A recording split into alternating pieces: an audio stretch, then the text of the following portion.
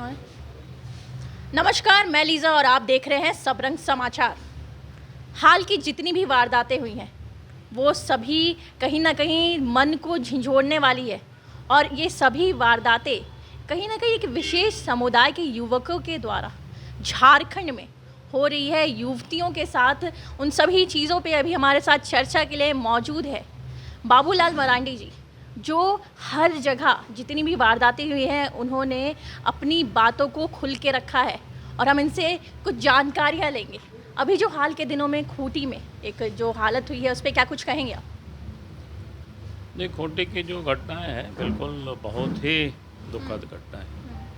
आज भी मैंने बात किया था उस खूंटी क्षेत्र के अपने कार्यकर्ता से और हमने थोड़ा कहा है कि उसके परिवार से थोड़ा सा मिल लेना, क्योंकि इस वक्त कर्मा भी है, तो हमने कहा कि अभी हम जा नहीं पा रहे हैं। तो बहुत ही दुखद है जिस प्रकार से उन्होंने बताया कि शायद बच्चे भी नाबालिग है और फिर 4 मंथ की वो प्रेग्नेंट भी है, ऐसा कुछ करके वो बताया। तो हम समझते हैं कि ये बड़ा वो जरियागढ़ थाना पड़ता है और गांव है तिलमी करके, तो ये जानकारी मिली।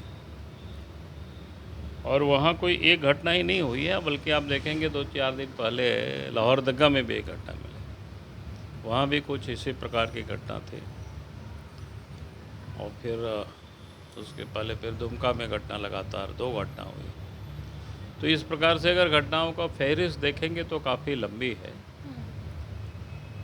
और जिस प्रकार से लाहौरदगा की घटना भी, जो लड़के थे वो नाम छुपाए हुए थे, कोई सम उरांव बता रहे थे और बाद में जब पता चला कि उरांव नहीं थे बल्कि समुदाय विशेष के ही वो भी लड़के थे।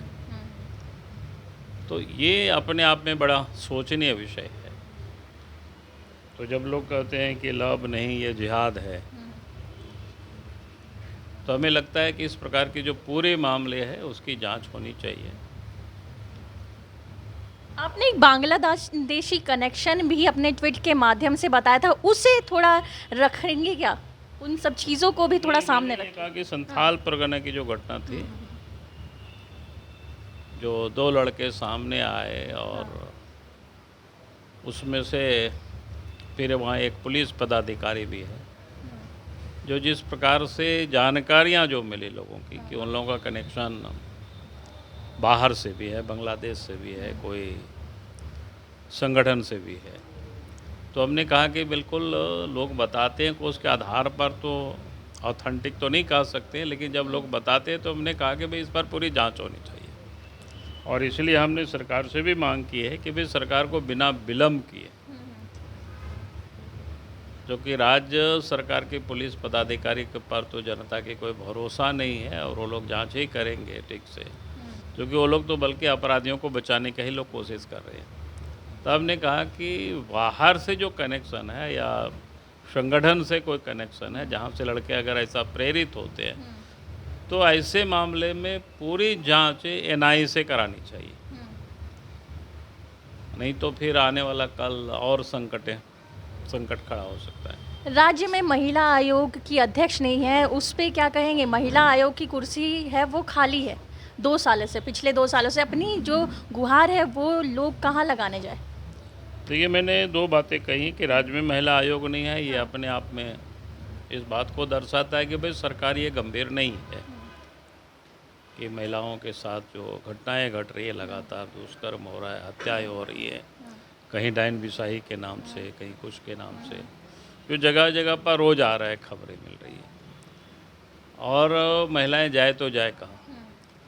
लेकिन महिला आयोग तो छोड़ दीजिए, सरकार उसने गठन नहीं किया। उसकी मानसिकता जो 2 दिन पहले दुमका में जो घटना घटी, उसके बाद सीएम ने जो कहा कि भाई इस प्रकार की घटनाएं होते रहती हैं, तो इससे समझ में आता है सरकार इस प्रकार की घटना को बहुत ही कैजुअल लेते हैं और इस कारण से अपराधियों का जो या इस प्रकार के जो अंजाम देते हैं, गलत काम करते हैं या महिलाओं के साथ दुष्कर्म करते हैं, तो उनकी मनोबल बढ़ता ही है।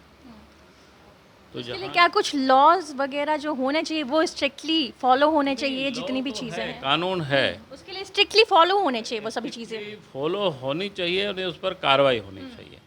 और कार्रवाई तभी होगी जब सरकार की इच्छा शक्ति होगी कि ऐसे अपराधियों को सज़ा दिलाने की, कठोर कार्रवाई करने की। तो अभी वो दिखता नहीं है, बल्कि अपराधियों को बचाने के लिए पुलिस लगी रहती है।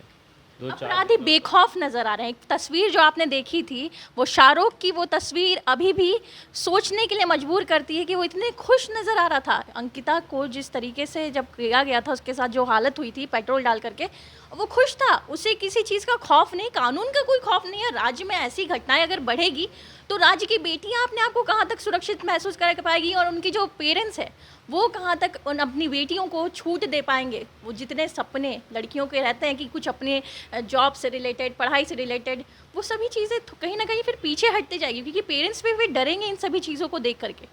नहीं, स्वाभाविक है। क्योंकि आपने कहा कि अपराधी इस प्रकार से बेखौफ वो दिखते हैं, क्योंकि उनको लगता है कि भाई हमारे जो आका है बैठे हुए हैं, क्योंकि घटना दुमका की थी और दुमका में जो वहाँ एक डीएसपी है नूर मुस्तफ़ा करके, तो वह अपराधियों को बचाते भी हैं, संरक्षण भी देते हैं और उनको कैसे प्रोटेक्ट किया जाए उसकी वो भरसक कोशिश करते हैं। जैसे आज से 1 साल पहले उसी मोहल्ला में जहाँ दुमका में जो बच्ची को पेट्रोल से जला दिया गया, वहाँ भी एक ऐसे ही नाबालिग लड़की थी और उसमें से जो छोटू खान नाम करके जो लड़का थे, वही लड़का थे। एक लड़की के साथ ऐसे ही छेड़खानी किया था, ज़बरदस्ती मोटरसाइकिल में ले जा करके उसको ले गए थे। लेकिन अंडर एज होने के बाद भी उसका पोस्को एक्ट लगना चाहिए था, वो सारी चीज़ों को लगाए नहीं और उसका लाभ उठा करके फिर अपराधी वो जेल से निकल आए और फिर जो दूसरे अपराध की घटना घटी उसमें से पेट्रोल शायद पहुंचाने में उन्हीं की महत्वपूर्ण भूमिका रही, अभी तो गिरफ्तार हुई। तो हमारी आज ही बात हो रही थी, तो मैं कहता हूँ कि भाई इस प्रकार के जो अपराधी होते हैं जहाँ बार बार लड़कियों के साथ, महिलाओं के साथ छेड़खानी करते हैं, तो वैसे अपराधियों को तो जेल से बाहर ही नहीं निकलना देना चाहिए। और जेल से बाहर अगर निकल भी जाते हैं, किसी कारण से कोई छूट जाते हैं, तो सरकार को जैसे भैया बहुत सारे अपराधियों को जिला से बदर कर देते हैं, तो बिल्कुल बाहर कर देनी चाहिए, राज्य से ही बाहर कर देनी चाहिए ऐसे लोगों को, ताकि राज्य में फिर इस प्रकार की घटना को कोई अंजाम नहीं दे सके। एक और सवाल मैं लेना चाहूँगी। राज्य में जिस तरीके से कल फ्लोर टेस्ट हुआ है, सरकार के द्वारा विधानसभा में फ्लोर टेस्ट हुआ है, उसमें उन्होंने अपनी बहुमत साबित कर दी है, तो इस पे क्या कुछ कहें? क्या इस फ्लोर टेस्ट की ज़रूरत थी या फिर बिना ज़रूरत के ये सारी चीज़ें कर रही है हेमंत सोरेन की सरकार? देखिए, जो फ्लोर टेस्ट हुआ तो फ्लोर टेस्ट का तो कोई मतलब ही नहीं था। जो सामान्यतया और भारत के संविधान में भी है कि इस प्रकार की जो विश्वास मत उन परिस्थितियों में लाई जाती है, या तो गवर्नर कहते हैं कि भाई आप फ्लोर पर विश्वास मत हासिल करें, या फिर कोर्ट, हाई कोर्ट या सुप्रीम कोर्ट सरकार को निर्देश देती है। यहाँ तो ना क्या कहते हैं, गवर्नर ने उनको कहा है, ना कोई कोर्ट ने कहा है, तो उनको सो मोटो, तो उससे ये लगता है कि भाई उनको आखिर किसके ऊपर अविश्वास थी।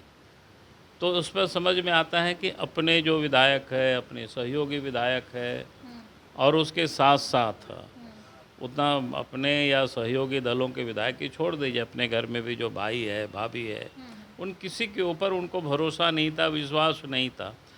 और उन लोगों को फिर जिस प्रकार से बंधक बना करके गाड़ी में बिठा करके यहाँ से छत्तीसगढ़ ले जाना, फिर छत्तीसगढ़ से लाना और फिर सीधे विधानसभा भवन ले जाना, और फिर अनन फनन में जो किसी ने कोई नहीं कहा, जिसकी कोई ज़रूरत नहीं था, संवैधानिक जिसको कहते हैं वो भी नहीं था इस प्रकार के, लेकिन वो दिखाया।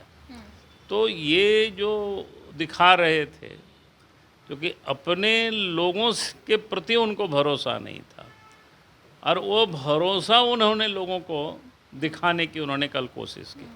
और बाकी तो हमने कल भी कहा था कि भाई बिल्कुल असंवैधानिक था, कोई मतलब ही नहीं था। कई आरोप भी लगे हैं बीजेपी के ऊपर, कई आरोप इस प्रकार लगाए हैं सोरेन ने कि यहाँ पे एक आदिवासी के बेटे को मुख्यमंत्री पद से हटाने पे लगी है बीजेपी, और देश के सर्वोच्च पद पे एक आदिवासी महिला को बैठा दिया जाता है। मतलब दिखावे की जो खेल खेल रही है बीजेपी, ये सभी सदन के पटल पे बोली गई है बातें, पूरा देश इन सभी बातों को सुन रहा होगा, क्योंकि एक दिवस जो सत्र था उस पे पूरे देश की नज़र थी। झारखंड की राजनीतिक हलचल पूरे देश की पहली अभिनंदन। बात तो मैं कहूँगा कि चाहे किसी के भी बेटा हो, आदिवासी के बेटा अगर कुर्सी में बैठता है तो उनको लूटने की छूट तो नहीं दी जा सकती है। अगर आप कोयला की लूट करेंगे, पत्थर की लूट करेंगे, बालू की लूट करेंगे, लोहा की लूट करेंगे और जान माल के भी आप सुरक्षा नहीं करेंगे, तो फिर आपको क्यों बैठने दिया जाए? आपको क्यों नहीं हटाया जाएगा?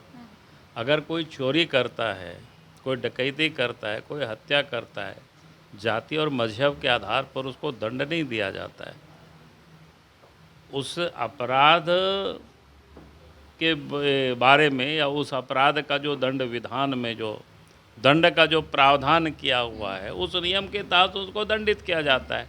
वहाँ उस समय नहीं देखा जाता है कि महिला है कि पुरुष है, आदिवासी है कि गैर आदिवासी है कि हिंदू है कि मुसलमान है। भाई आप किसी के मर्डर करेंगे तो 302 के दफ़ा की तहत ही आपके ऊपर मुकदमा होगी। तो इसमें आदिवासी और गैर आदिवासी की कहाँ से बात हुई? और हमने कहा कि जब जब कोई गलत करते हैं, मैं तो एक उदाहरण कल बोला कि हेमंत सोरेन को याद करना चाहिए उनको, या अपने पिताजी से भी पूछना चाहिए। या शिबू सोरेन तो नरसिंह राव की सरकार को बचा भी रहे थे और पैसे लिए। जिन लोगों ने पैसे दिया था उसी के राज में फिर उसको पकड़ करके तिहाड़ जेल में भी डाला था। आज तो उन्हीं के साथ वो बैठ के सरकार भी चला रहे हैं ना, तो क्या कहेंगे? उस समय तो कोई नरेंद्र मोदी नहीं थे प्रधानमंत्री देश के। लालू यादव जिस समय राज्य के मुख्यमंत्री थे बगल में, हम दूर की नहीं कर रहे, यहाँ पे उन्हीं के साथ मिलके वो सरकार चलाते हैं। तो लालू यादव मुख्यमंत्री रहते, उन्होंने फॉर्डर स्कैम्प में गड़बड़ गया, घोटाला किया, पकड़े गए, तो मुख्यमंत्री से त्यागपत्र देना पड़ा और उनको जेल जाना पड़ा। और आज तक वो जेल की यात्राएं कर रही हैं, कई सज़ा उनको हुई। तो उस समय भी कोई बीजेपी की सरकार थी, केंद्र में नहीं थी, ना बिहार में बीजेपी की सरकार थी।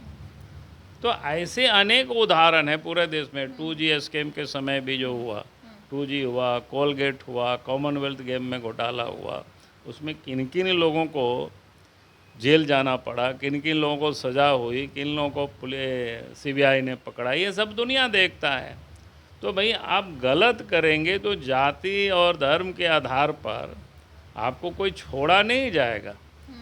भाई आप क्यों करते हैं, गलत काम करते हैं? तो गलत काम करेगा तो फिर उसकी दंड तो आपको भुगतना पड़ेगा। भाई आग में हाथ डालोगे, चाहे आदिवासी हो चाहे गैर आदिवासी हो, महिला हो या पुरुष हो, हिंदू हो या मुसलमान हो, फिर तुम्हारा हाथ जलेगा ही जलेगा।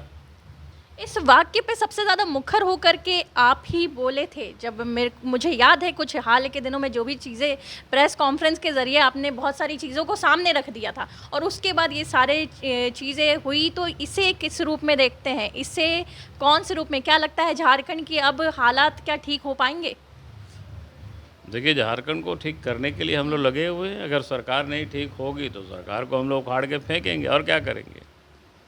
मालिक तो लोकतंत्र में जनता होती है, हम जनता के बीच जाते हैं, जनता को एजुकेट करते हैं, जनता को बताते हैं। जिसको तुमने चुन करके 19 में भेजा था, आपने सोचा था कि अच्छा ये तो लुटेरा निकल गया, ये तो डकैत निकल गया। तो हमारा जो काम है वो दायित्व हम निभाते हैं। हमारा तो यही काम है लोकतंत्र में कि भाई आप गलत कर रहे हैं तो जनता को एजुकेट करना, क्योंकि मालिक तो वही है। आपका नाम अभी तक में एक ऐसे झारखंड में अगर किसी नेता की बात की जाए तो सबसे साफ सुथरी छवि वाले एक नेता आप रहे हैं, और ऐसा होना, राज्य के जल जंगल ज़मीन के साथ खिलवाड़, आपको एक व्यक्तिगत तौर पे कैसा लगता है इन सब चीज़ों के बारे में जब सोचते हैं? क्योंकि यहाँ के लोग कहीं ना कहीं बहुत ही ज़्यादा मासूम, बहुत ही ज़्यादा अच्छे, और यहाँ जल जंगल ज़मीन के साथ जुड़े रहने वाले लोग हैं। एक आदिवासी बहुमूल क्षेत्र है ये, तो ऐसे में, और आज कर्मा भी है, इस पे मैं एक सवाल लेना चाहूँगी। देखिए, पहली बात तो मैं ये कहूँगा कि भाई जब कोई भी सत्ता में लोग बैठते हैं तो वो जनता की सेवा करने का कसम खाते हैं, या राजनीतिक क्षेत्र में, सामाजिक क्षेत्र में काम करते हैं। तो मेरा ये सोच होता है कि भाई प्रामाणिकता से हमें सेवा के लिए काम करना चाहिए, सेवा करना चाहिए जनता की, चाहे किसी भी क्षेत्र में काम करते। तो हम अपने ओर से भी कोशिश करते हैं। लेकिन अगर सत्ता में बैठ करके या लाभ के पदों में बैठ करके अगर व्यक्ति अपने स्वार्थ की पूर्ति के लिए काम करता है तो वो गलत करता है। और मैं लोगों से कहता हूँ कि भाई इसका विरोध करनी चाहिए कि आप सत्ता में बैठे या कोई भी लाभ के पद में बैठे, और वहाँ पर बैठ कर के अपनी स्वार्थ की, अपने हितों की पूर्ति में लगे हुए हैं, तो ये गलत है। तो निश्चित रूप से उसका विरोध करना चाहिए और उसी काम को हम करते हैं, जितना हमें समझ में पड़ता है उतना करते हैं। राज्यपाल की तरफ सबकी निगाहें हैं और कल सत्र में भी कहा गया, राज्यपाल के पे भी एक आरोप लगाया गया है मुख्यमंत्री के द्वारा कि ये राजभवन के पिछले दरवाजे से निकल के बैठ गए हैं दिल्ली में। इस पे क्या कहेंगे? ऐसे राज्यपाल पे आरोप लगाए जा रहे हैं और राज्य के मुख्यमंत्री के द्वारा। देखिए, पता नहीं को क्यों आरोप लगा रहे हैं। जब राज्यपाल से उन लोगों ने मिलने का समय मांगा तो उन लोगों से मिले भी और उनकी बात को सुने भी। तो राज्यपाल को तो इतना ही काम है। और फिर राज्यपाल अगर दिल्ली गए तो दिल्ली जाएंगे ही, या जहाँ कहीं भी जाना होता है काम से व्यक्ति घूमता ही है। या कोई भी व्यक्ति को जब निर्णय करना होता है तो विचार करके ही निर्णय करता है। अब उनको क्या निर्णय करना है, नहीं निर्णय करना है, आप उनके ऊपर दबाव तो नहीं डाल सकते हैं, आप बोल सकते हैं। लेकिन हमें लगा कि हेमंत सोरेन इतनी परेशानी क्यों है, उनमें क्यों उतावलापन है। अगर उनको मान लो नहीं हटा रहे हैं तो अच्छी बात है, भाई बैठ के काम करो। उनकी जो हड़बड़ी से तो ऐसा लगता है कि शायद उनको पूरी तरह से पता है कि हमने गलत किया है, भाई हमको ये छोड़ेंगे नहीं क्योंकि हमने चोरी किया है। अब इसलिए वो चाहते हैं कि भाई हमको जल्दी कुछ ना कुछ करे। तो आपके हड़बड़ाने से नहीं होगा ना भाई। कोई भी एजेंसी होता है तो वो अपने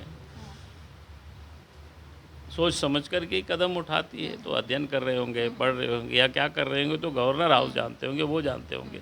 हम मुख्यमंत्री का एक और कहना है कि हमें काम नहीं करने दिया जा रहा है। जितनी भी चीज़ें हैं ओबीसी आरक्षण से लेकर के 1932 से सभी चीज़ों पे हमें काम नहीं करने दे रही बीजेपी, दबाव बना रही है। इस पे क्या कहेंगे? बीजेपी के इस सभी काम करने से कब रोका है?